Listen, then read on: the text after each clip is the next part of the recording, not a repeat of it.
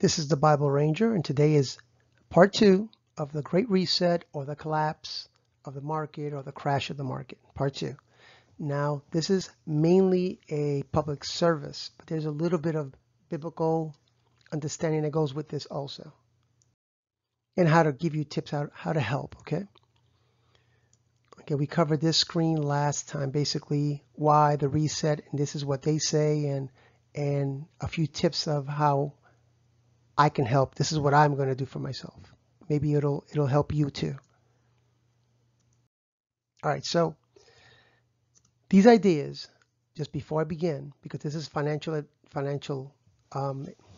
information, I am not a financial advisor, so do your own research. Hopefully I can give you a starting point in which to do your research. This is what I'm going to do, and maybe it'll give you some ideas yourself. This is for educational purposes only. Now, I believe the reset is coming. Okay, so do a lot of other people. Not everybody believes that. I don't believe it's an accident. I believe the elite know how to use these crises to their benefit. So they'll combine even global warming together with a pandemic like the C-19. And you know what I'm talking about. If I say it, it ends up being screened by you know who. So I believe they will use this event to change our monetary system. And once again, this is what I spoke about this in part 1, and have us in total surveillance. Okay, since everything is digital, they'll know exactly where every dollar will go. And this here, by the way, for those who are concerned about the C-19, I was doing a study as I was doing this.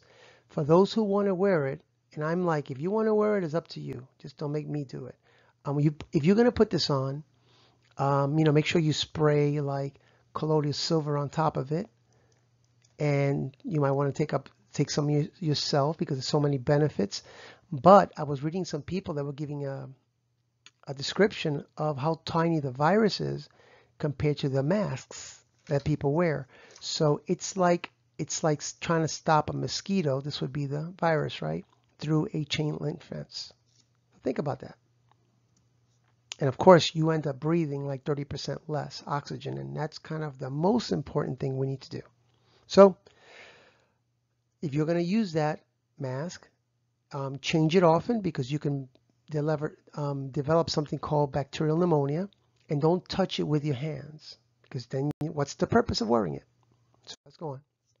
Now, this is from a website called The Great Reset. This is not Christian at all. This is basically what they say the reset's going to be. So this is exactly their words that I have here. I pasted and copied it. Maybe the font changes different, but this is their words. And basically it says that they set it as a question. They say, why do we need to reset? And I'm going to get to the money part in a second. I just want to give you the idea behind it. And I think this is all biased, and you'll see what I mean. They believe that in the pause, which they mean they stopped us to do what we wanted to do, in a lockdown, okay, created by the pandemic, resulted in 7% decrease in global emissions. This is what I mean about they put global warming into it.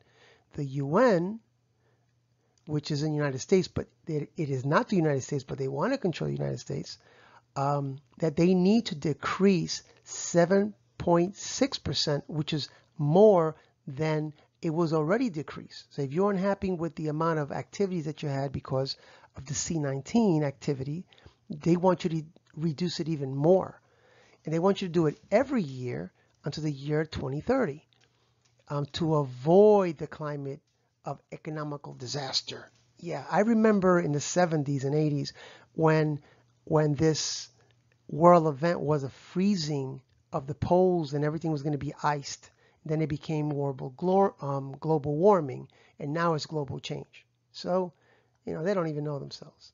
But it's used to push their agenda, okay? And let me see, it says we need to maintain the same decrease every year as if we were living in a lockdown. So they don't want to stop and give you freedom. They just want to continue locking you down to at least 2030, and then of course it'll be 2035 and 2040 and forever. Paragraph 2. The challenge is that we emerge from the pandemic with the pressure of going back to business as usual, which is what everybody wants, right? They want everything to go back as usual. They want it to intensify. Okay, we'll intensify that thought. But people don't, this is what they say now in the UK, okay? People in the UK, the public people, they say that people don't, the people that do want to go back to normal is 23%, and the people that want the consumer, the industries, they believe is the industry's responsibility, that 77% of the people want businesses to encourage us to remain locked down. Of course, they're not going to say that to the big Home Depots and the big stores out there, Walmart. They never have to lock down, but the mom and papa stores, they have to lock down, and they can't recover from that. All right, so right now, this is what they say. It's a small window of opportunity to do this reset and to shape the future that we want. Yeah, this is what they want. This is not what we want. Don't forget, if you ever want to see other ideas of what they want, check out the Georgia Guidestones, and it'll tell you. Just read it carefully. Look at the number of people they want the world to be in population. It's incredible. And this survey here of 1,000 people, which is not a lot, it was from age 16 plus and above. So basically, they're still in high school. And some of these people could all be in college. And you know, between the college people and the high school people, they're ideologists. So they don't have realism. They don't have families. This is what the school has taught them anyway. All right, let's continue. All right, a little bit more on crypto. Yes, surveillance will highly increase on the money reset because it's going to be digital. All right, but we can use this for our advantage. All right, when and if the crash happens, tons of money will be leaving from stocks to hedging it, hedging havens like gold and silver and bonds and crypto. So crypto is going to be, a lot of money is going to be pouring into it. People they're going to be panicking, and unfortunately, most people move with the panic, and it becomes like an avalanche. Like they don't want to miss out, so everybody starts moving their money. And this is the idea of these. Probably it's going to be a total of 3 videos on ideas of how to move your money, where to be best protected. At least that's what I'm going to do. Okay. If I'm wrong, I'm wrong, but I'm just showing you what I'm going to do. The big one is Bitcoin. That's the biggest crypto out there. And generally, it moves the other cryptos. It's about 1,000 out there. And something I didn't put in my notes here is that they believe that when this reset happens, most of those thousands will also disappear of those cryptos. So you want to stay with ones that actually have a use for them. Okay, Bitcoin doesn't really have a use, but it is the oldest, and it will probably be here, you know, as long as we have crypto. It's the leader, right? Doesn't mean it's always going to be the leader, but it's the leader right now. But the ones I'm talking about are ones that use for utility, and I'll explain that in a second. Ones that I have are XRP, XLM, and ADA, and they actually have a function. And I'll give you a small description of it. And those, in the last video, I recommended some people that know way more than I do, and they'll explain it a lot more. All right, so Ripple is the parent company of XRP. XRP is the token of it. Okay, and they were actually doing really well at one time, and then something happened, which I'll explain in a second, but it's a bridge currency, and I'll explain that in a second. For example, if you go to the bank now and you want to transfer some money, or you're wiring some money, it takes between 5 and 10 days. And I'm thinking, like, all they're doing is pressing a button. Why in the world does it take 5 and 10 days? The reason why is because currencies all around the world are moving up and down, and banks have to transfer money to other banks to stable that. And it just takes a little while to stabilize. If they use XRP, they can do this process in 3 seconds. That's a phenomenal difference. Now, the bad news is that XRP is under the SEC, Security and Exchange Commission lawsuit, which slows down the rise of price of XRP. That's the bad news. Now, the good news is that it's under the SEC lawsuit. And I just said the same thing, right?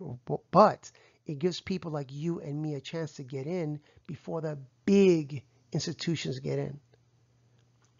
because it's not, you can't buy directly in the United States right now. You have to go through another company like Uphold or Coinbase. All right. Now the lawsuit can be, and this is the reason I'm doing this. It's past 11 o'clock at night. And the reason I'm doing this is because I think this can happen anytime. According to the people that know way more than I do, that the law, by the way, the SEC is losing the case, according to the information that we get, against XRP. And they're going to jump into another crypto and be a bully on them too. But it can be over as soon as mid-September, which is only a few days from now of 2021, or as late as February 2022, which is only a few months away anyway. So the wait is not that long. So when this happens and this is over, it will be the most regulated crypto there is, which will open the gates and everybody, big institutions, will want to come on in. Right now, they don't want to open it right now because who wants to buy securities that are under the investigation of the SEC? And there's so much shenanigan going on with that. I can't even tell you, but it looks really crooked what the SEC is doing, but you have to search into that. I don't have time to give you all that. But most likely, high probability, they will lose. The SEC will lose. All right, so number 2 would be Stellar, is the parent company. And this one is called XLM. And it means stellar lumens. That's the token. Now, basically, the co-creator of XRP had a disagreement with the CEO, and he broke away, and then he created XLM. So it's kind of like a small XRP. And I don't think one will have 100% of all the control or the other. I think, in my opinion, XRP will have the majority of control, and then you have XLM they'll have some control. So they'll both grow, in my opinion, and according to people who know way more than me. And the other one is, I already explained that, is ADA, which is called Cardano. And the parent company is IOHK, which I don't even know what that stands for, okay? But basically, this is what the website says about it. It says, it is the only coin with a scientific philosophy and research-driven approach. I think I was supposed to erase that last statement there. But if you don't have diamond hands, which means you're cool and collect, crypto is not for you, because just like this roller coaster, it will go up and it will go down and it will go up and twist you all around. And it's not easy to invest in crypto because it'll have your nerves going crazy. Okay, you don't want to put a majority of your money into it, but you want to put a portion of it to diversify. Okay, that's what I'm doing. That's what I did. All right, I own all three. I own XRP. I own XLM, which I've already said. And I own ADA. And by the way, if you end up buying it, keep it for at least a year, because you'll go down to a lower tax bracket, because they tax capital gains at a higher rate when it's less than a year. So if you're going to keep it, buy it, keep it for over a year. You pay less taxes. All right, resetting your life. Now, before I begin here, I'll have a part 3 to this, which will give you a couple of more ideas.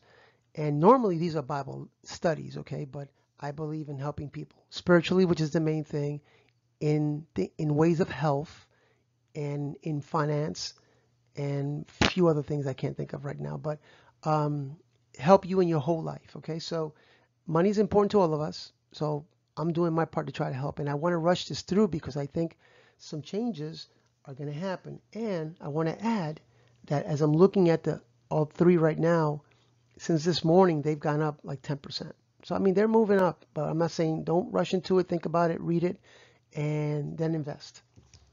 So in Romans 10:9 and 10, it says that if you believe Jesus is Lord and that God raised him from the dead, and you confess this, you can be saved. And you let him be Lord of your life. And normally this is a Bible study, but this is public service today, mostly and mainly, but your soul is the most important, right? So if you would, thumbs up with me. Thank you for listening to this all the way to the end, and subscribe, and I appreciate it. And this is the Bible Ranger, keeping the Bible simple, Get rich in content. Thank you very much.